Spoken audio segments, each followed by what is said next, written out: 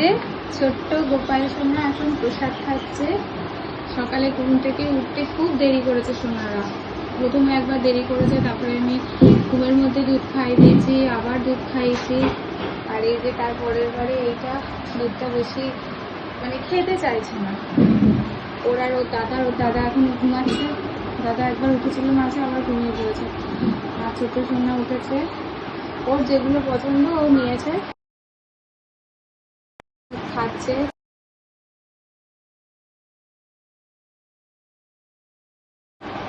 আর সোনারা বেশি ঝাল খেতে পারে না এখনো, তাই লুচি খাচ্ছে, মিষ্টি আর পায়েস খাবে, তাই তো?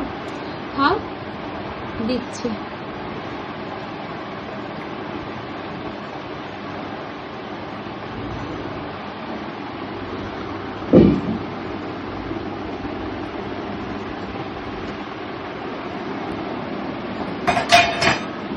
আর এই যে তোমার পায়েস।